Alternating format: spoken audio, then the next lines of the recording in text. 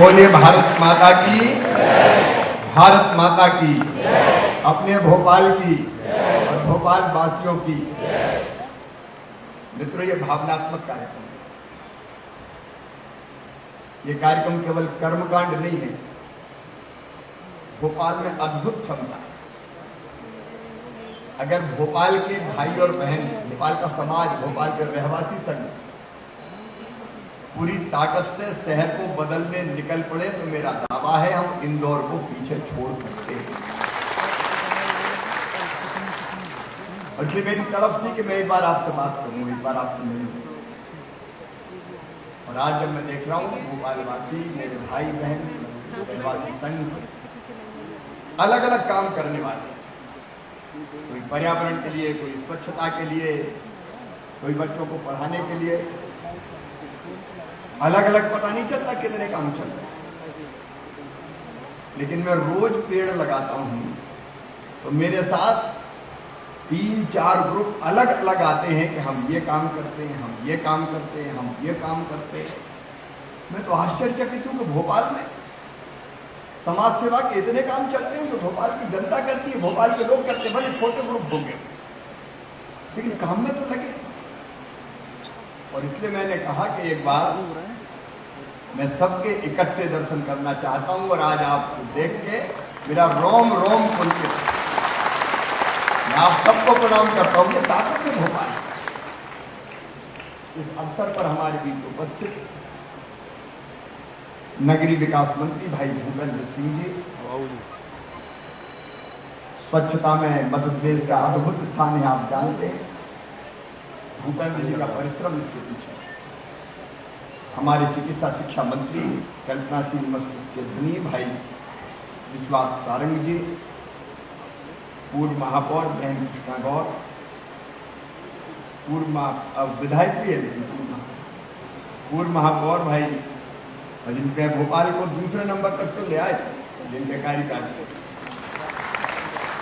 भाई आलोक शर्मा जी, सुमित जी, सुजीत जी, और इस अवसर पर उपस्थित मेरी प्रिय बहनों, भाइयों, भांजे भांजियों, दोनों हाथ जोड़ के प्रणाम भी करता हूं और दिल से आपका स्वागत करता हूं, हृदय से आपका स्वागत करता हूं। भांजों की जय में तो मामा की जय। आज सचमुच में हम लोग पहले इकट्ठा हुए थे जब भोपाल दूसरे नंबर पे आया था, लेकिन वो भी इतनी संख्या नहीं। आज हम इस संकल्प के साथ इकट्ठा है। मैं आपको सुना रहा था, इतने लोग काम करते हैं, बुजुर्ग क्या, माताएं बहनें क्या, बच्चे क्या।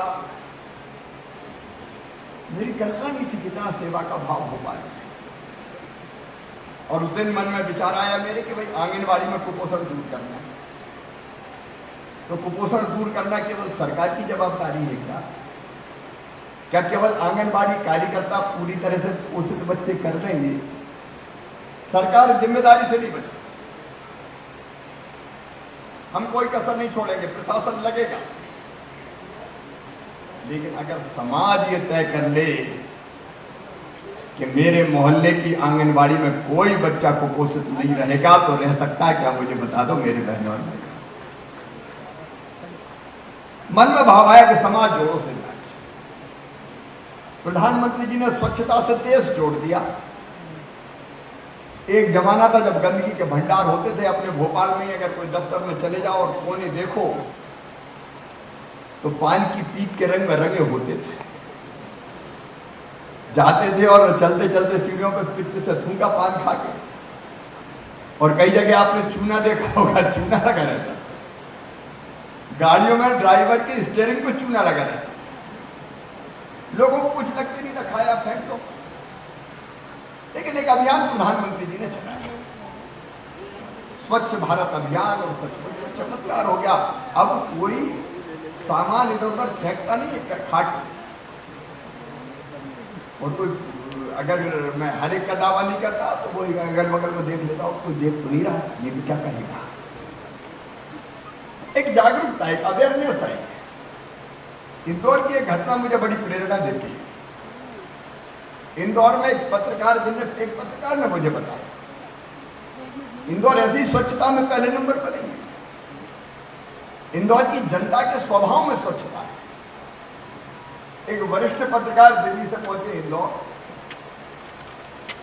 एयरपोर्ट को उतर के उनको जाना था शहर में, तो किराए की टैक्सी वाहन जो भी हो उसमें वो बैठे और थोड़ी दूर चलते चलते उनको कुछ खाना था, खा के उनने पैकेट कांच खोला और फेंक दिया। तुरंत जिधर पैकेट फिका उधर ड्राइवर का ब्रेक लगा, झटके से गाड़ी रुकी, ड्राइवर उतरा। पत्रकार मित्र ने कहा कि क्या बात है, क्या हुआ? तो बिना कुछ कहे पहले वो गया और वो जो पैकेट उन्होंने फेंका था वो उठा के लाया। गाड़ी में बैठ कर उसने कहा कि मेरी गाड़ी में ये डस्टबिन लगा हुआ है, आपने खाया और बाहर फेंक दिया, मेरे इंदौर की बेइज्जती हो जाती कि इंदौर में लोग खा के सामान बाहर फेंक देते हैं पैकेट, इसलिए मैं पैकेट लेके आया। ये ड्राइवर का भाव है, एक ड्राइवर के दिल का संकट। मैं इंदौर का अभिनंदन करता हूं। ये जब भाव होता है तब शहर बनता है। तो भोपाल में क्या कमी होगी? भोपाल की जनता, भोपाल के नौजवान, भोपाल के रहवासी संघ, भोपाल के मार्केट में काम करने वाले हमारे अलग अलग जो व्यापारियों के संगठन हैं, भोपाल के समाज सेवक, भोपाल के धर्मगुरु, भोपाल के कर्मचारी, अधिकारी, इतनी बड़ी संख्या में हम बैठे हैं। अगर हम संकल्प ले लें तो आप बताओ, मैं आपसे पूछ रहा हूं, भोपाल पीछे रह सकता है क्या? जरा जोर से बोल के बताइए, पीछे रह सकता है क्या? हम पीछे नहीं रह सकते। मैं बचपन से भोपाल में पढ़ा हूं, चौथी क्लास, और भोपाल की हर गली में मैंने साइकिल चलाई है। कोई गली ऐसी नहीं जहां मेरी साइकिल नहीं घूमी हो।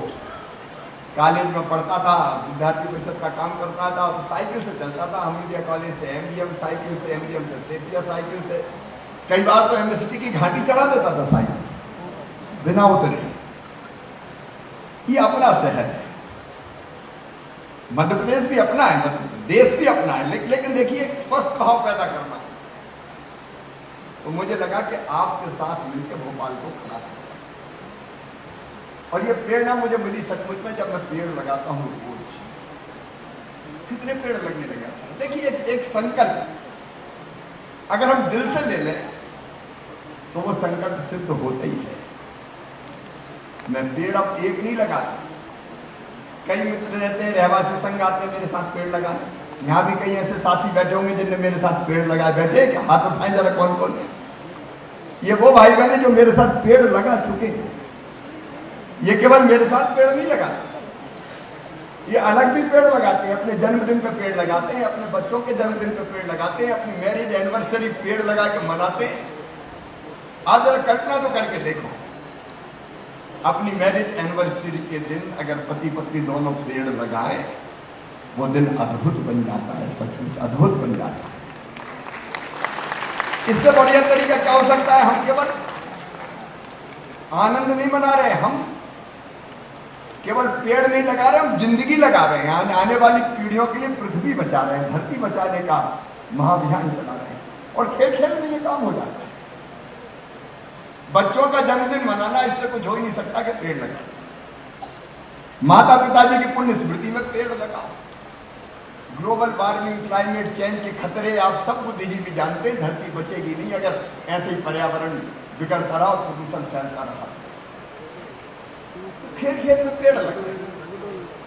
और जब मैंने सबसे पूछा तो कोई बताता बच्चों को पढ़ा रहे हैं, कोई बता रहा है गरीब बस्तियों में जा रहे हैं, कोई कह रहा है स्वच्छता के अभियान में लगे, कोई कह रहा है प्लास्टिक फ्री करने के काम में लगे, कोई अनाथ बच्चों को सहारा देना। तो इतनी बड़ी ताकत भोपाल की, ये ताकत अगर इकट्ठी कर लो शिवराज तो चमत्कार कर देगा भोपाल, सचमुच में चमत्कार कर देगा।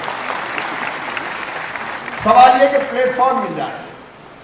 तो मेरे दिल ने कहा शिवराज का तेरी ड्यूटी नहीं है, तू मुख्यमंत्री है, कौन पहल करेगा? तू पहल कर। इसलिए मुझे लगा कि हम सबको इकट्ठा करो। खिलौना इकट्ठा करने भी जब मैंने कार्यक्रम किया तो मेरी आलोचना भी हुई। ठेला धका रहा है मुख्यमंत्री को, इनका ठेला ही धकाएगा ये। जिसके मन में जो आया कहा। लेकिन आज विश्वास उन खिलौनों को बांटने आंगनबाड़ी बैठे, वो बंटना शुरू हो गए हैं। जिन बच्चों के हाथ में खिलौने पहुंचे उनके आनंद का कोई पारावार नहीं था, नाचने लगे बच्चे गले खिलौने। वो उन परिवारों से आते हैं जो सक्षम नहीं है खिलौने खरीदने। थोड़ा प्रयत्न किया, कितने लोगों को खुशी मिल गई। और ये अभियान पूरे प्रदेश में चलाएंगे। आंगनबाड़ी में पोषण आहार किसानों से मैंने अपील की, थोड़ा थोड़ा गेहूं चना दे दो यार। इस बार तो रेट भी काफी अच्छी है, अनाज आ जाएगा, सामान आ जाएगा। आप समझ सकते एक सामाजिक आंदोलन बन जाए। और मैं आपको कह रहा हूं सभी भोपाल वासियों को कि कोई भी देश बिना समाज के आगे नहीं बढ़ सकता। आंदोलन बन जाए, पर्यावरण, स्वच्छता, पेड़ लगाना, बच्चों के लिए काम, तो कैसे उठता है देश आप देखिएगा। और आज इसी भाव से, अंतरात्मा से आपको आमंत्रित किया है। हमने अप्रैल में ये घोषणा की थी कि जो रहवासी संघ या इंडिविजुअल्स बढ़िया काम करे तो कम से कम उनकी पीठ को थपथपाए।